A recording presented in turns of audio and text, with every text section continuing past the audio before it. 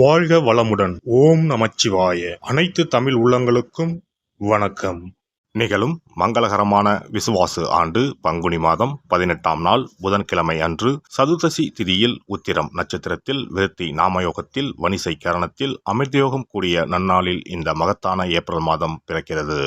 2026ஆம் ஆண்டின் 4வது மாதமான ஏப்ரல் மாதம் மிகவும் முக்கியத்துவம் வாய்ந்த மாதமாகும். இந்த மாதம் பல கிரக பெயர்ச்சிகள், சேர்க்கைகள், நட்சத்திர மாற்றங்கள் நிகழ இருக்கிறது. ஏப்ரல் மாதத்தின் முதல் வாரத்தில் செவ்வாய் பகவான் மீனராசிக்கு பெயர்ச்சியாகிறார். சூரியன், செவ்வாய் மற்றும் சனி ஆகிய கிரகங்கள் இணைந்து மங்களாதித்ய யோகம், திரிகிரக யோகம் உள்ளிட்ட யோகங்கள் உருவாக இருக்கிறது. அதே போல சுக்கிர பகவான் ஏப்ரல் மாத தொடக்கத்தில் மேசராசியில் பெயர்ச்சியடைகிறார். மாத இறுதியில் ரிஷபராசிக்குள் பிரவேசமாகிறார். புதன் பகவான் ஏப்ரல் 11ஆம் தேதி மீனராசிக்குள் நுழைந்து சதுர்கிரக யோகத்தை உருவாக்குகிறார். ஏப்ரல் 14ஆம் தேதி சூரிய பகவான் மேசராசிக்கு பெயர்ச்சியடைந்து சுக்கிரனுடன் இணைந்து சுக்கிராதித்ய யோகத்தை உருவாக்குகிறார். ஏப்ரல் 17ஆம் தேதி சனி பகவான் உத்திரட்டாதி நட்சத்திரத்தின் 3ஆம் பாதத்தில் பிரவேசிக்கிறார். ஏப்ரல் 30ஆம் தேதி புதன் பகவான் மேசராசிக்குள் நுழைய இருக்கிறார். இந்த கிரகங்களின் அமைப்பினால் உங்கள் வாழ்வில் ஏற்படக்கூடிய சுப மற்றும் அசுப பலன்கள் என்ன என்பதனையும், அசுப பலன்கள் ஏற்படுமாயின் ராசிக்காரர்கள் செல்ல வேண்டிய கோவில் மற்றும் செய்ய வேண்டிய பரிகாரம் என்ன என்பதனை பற்றியும் விரிவாக காண்போம். பிறக்கப் போகும் இம்மாதத்தில் உங்கள் வாழ்வில் வளமும் நலமும் செல்வ செழிப்பும் பெற்று வாழ்வின் உயரிய நிலையை அடைய எல்லாம் வல்ல எம்பெருமானை வேண்டி விரும்பி கேட்டுக்கொள்கிறேன். மேசராசி அன்பர்களே, அனைத்து விஷயங்களிலும் பொறுமையுடன் இருக்க வேண்டிய மாதம் இதுவாகும். அரசாங்க காரியங்கள் நினைத்தபடி முடிவதற்கில்லை. தந்தை வழி உறவினர்களுடன் கருத்து வேறுபாடு ஏற்படக்கூடும் என்பதால் பொறுமையை கடைபிடிக்கவும். மாத முற்பகுதியில் சகோதரர்களால் சில அனுகூல பலன்கள் உண்டாகும் வாய்ப்பு உண்டு. வாழ்க்கை துணை வழியில் சில சங்கடங்கள் ஏற்படக்கூடும்.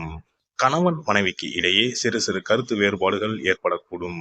ஒருவரை ஒருவர் அனுசரித்து செல்வது நல்லது. பிள்ளைகள் மூலம் மகிழ்ச்சி தரும் செய்திகள் கிடைக்கும். சிலருக்கு வெளி மாநிலங்களில் உள்ள கோவில்களை தரிசிக்கும் வாய்ப்புகள் உண்டாகும். திடீர் செலவுகளால் கையிருப்பு கரையும். சிலர் கடன் வாங்கவும் நேரிடும். மாத முற்பகுதியில் சகோதரருடன் கருத்து வேறுபாடுகள் ஏற்படக்கூடும். மாத பிற்பகுதியில் குடும்பத்தில் மகிழ்ச்சி உண்டாகும். நண்பர்களால் காரியங்களில் அனுகூலம் உண்டாகும். உடல் ஆரோக்கியம் மேம்படும். குடும்பம் தொடர்பான முக்கிய முடிவுகள் எதையும் எடுக்க வேண்டாம். வாகனத்தில் செல்லும் போது கவனமாக இருக்கவும். இரவு நேர பயணங்களை தவிர்த்து விடவும். பூர்வீக சொத்து பிரச்சனையை சற்று பொறுமையுடன் கையாள வேண்டியது அவசியம். சிலருக்கு ஷேர் மூலம் பணம் வரும். உத்தியோகத்தில் வேலைச்சுமை அதிகரிக்கும் என்றாலும் சக ஊழியர்களின் ஒத்துழைப்பால் மிகச்சிறப்பாக செய்து அதிகாரிகளின் பாராட்டுகளை பெறுவீர்கள். சிலருக்கு தடைப்பட்ட பதவி உயர்வு, ஊதிய உயர்வு போன்ற பலன்கள் கிடைக்கும். தொழில் வியாபாரம் சிறப்பாக நடைபெறும். எதிர்பார்த்ததை விடவும் பணவரவு கூடுதலாக கிடைக்கும். ஆனால் அரசாங்க வகையில் எதிர்பார்க்கும் லைசென்ஸ் போன்ற விஷயங்கள் கிடைப்பதில் தடை தாமதம் ஏற்படக்கூடும். குடும்பத்தை நிர்வகிக்கும் பெண்களுக்கு குடும்ப சூழ்நிலை மகிழ்ச்சி தருவதாக இருக்கும். அலுவலகம் செல்லும் பெண்களுக்கு அலுவலக சூழ்நிலை உற்சாகம் தருவதாக இருக்கும். எதிர்பார்த்த சலுகைகள் கிடைக்கும். திங்கள் கிழமைகளில் சிவபெருமானுக்கு வில்வத்தால் அர்ச்சனை செய்து நெய் தீபம் ஏற்றி வழிபடுவது நல்லது. ஒரு முறையாவது குல தெய்வத்தையும் இஷ்ட தெய்வத்தையும் ஒரே நாளில் சென்று தரிசித்து வாருங்கள். கடன் பிரச்சனைகள் தீரும். குடும்பத்தில் மகிழ்ச்சி நிலவும். மன நிம்மதி உண்டாகும். சிறப்பு தொகுப்பு. கண் திருஷ்டிகள் அகன்று தடைப்பட்டு கொண்டிருக்கும் காரியங்கள் நிறைவேற செய்ய வேண்டிய பரிகாரம் என்ன என்பதனை பற்றி காண்போம். வாழ்க்கையில் நல்ல நிலையில் இருந்தவர்கள் கூட திடீரென்று பொருளாதாரம் இழந்து மன கஷ்டங்களுடன் வாழும் நிலை ஏற்படும். இந்த நிலை எதனால் ஏற்பட்டது என்று ஆராய்ந்து பார்த்தால் பெரும்பாலும் அவர்களின் மீதான கண் திருஷ்டிதான் காரணமாக இருக்கும். கல்லடி பட்டாலும் கண்ணடி படக்கூடாது என்று சொல்வார்கள் அல்லவா? அது உண்மைதான். இது போன்ற பிறரின் பொறாமை கொண்ட கண் திருஷ்டியினால் பலரின் வாழ்க்கை சிரமத்திற்கு ஆளாக நேரிடும். இது போன்ற கண் திருஷ்டிகளிலிருந்து எப்படி தப்பிப்பது? இருக்கவே இருக்கிறது எளிதாக கிடைக்கும் ஊமத்தஞ்செடி. தெய்வ சக்தி நிறைந்த செடியாக கருதப்படும் ஊமத்தஞ்செடியின் காய், பூ, இலைகள் என அனைத்தும் தீய சக்திகள் விரட்ட பரிகாரத்துக்கு பயன்படுகிறது. பொதுவாக ஊமத்தம் காய்க்கு கெடுதலை அகற்றக்கூடிய சக்தி உண்டு.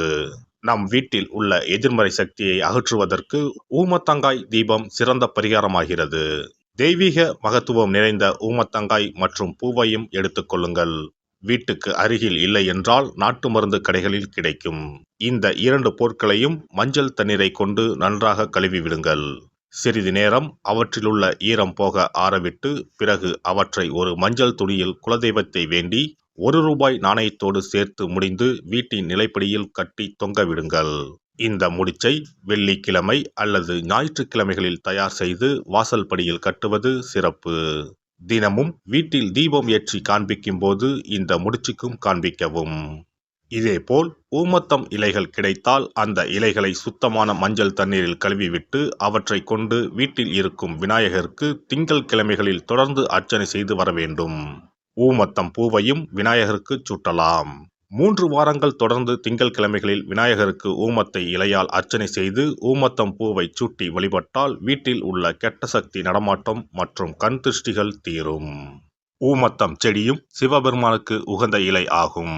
இந்த ஊமத்தங்காய் வைத்து சிவபெருமானுக்கு தீபம் ஏற்றி வழிபடுவதன் மூலம் நமது பிரச்சனைகளில் இருந்து எளிதாக விடுபட முடியும். முதலில் 2 ஊமத்தங்காய்களை எடுத்துக்கொள்ள வேண்டும். அவற்றின் மீது முட்கள் இருப்பதால் மிகவும் கவனமாக கையாள வேண்டும். ஊமத்தங்காயின் காம்பு பகுதிகளை வெட்டி கொண்டு கத்தியை பயன்படுத்தி ஊமத்தங்காயின் உள்ளே இருக்கும் விதை பகுதியை முழுவதுமாக நீக்கிவிட வேண்டும். பின்னர் 2 அகல் விளக்குகள் மற்றும் விளக்கு வைப்பதற்கான 2 தட்டுகளை எடுத்து சுத்தம் செய்து அவற்றிற்கு மஞ்சள் குங்குமம் போட்டு வைத்துக் கொள்ள வேண்டும். பின்னர் 2 தட்டின் மீதும் ஒவ்வொரு அகல் விளக்கை வைத்துக் கொள்ள வேண்டும். அதன் பிறகு எப்போதும் பூஜை செய்வதற்கு வைப்பது போன்ற வெத்தலைப்பாக்கு, பழம் போன்றவற்றை வைத்துவிட்டு 2 விளக்குகளையும் ஏற்றி சிவபெருமானை மனதார வேண்டிக் கொள்ள வேண்டும். எனக்கு இருக்கும் பிரச்சனைகள் அனைத்தும் தீர்ந்து இன்பமான வாழ்க்கை கிடைக்க வேண்டும் என வேண்டிக் கொள்ள வேண்டும். இந்த பூஜையை வெள்ளிக்கிழமை அன்று தொடங்கினால் தொடர்ந்து 9 வெள்ளிக்கிழமைகள் செய்ய வேண்டும். ஊமத்தங்காயின் மீது எவ்வாறு முட்கள் இருக்கிறதோ அதுபோல நமது வாழ்க்கையில் இருக்கும் முட்கள் போன்ற பிரச்சனைகளை அவை தீர்த்து வைக்கின்றன. இந்த பூஜையை நாம் தொடர்ந்து செய்து வருவதால் நம் மீது இருக்கும் கண் திருஷ்டிகள் அகன்றுவிடும். தீராத துயரங்கள் தீர்ந்துவிடும். பணம் நகை நம்மிடம் பெருகி வரும். சிலருக்கு கையில் சுத்தமாக பணம் இருக்காது. வறுமை தாண்டவமாடும். கடன் தொல்லையால் கஷ்டப்படுவார்கள்.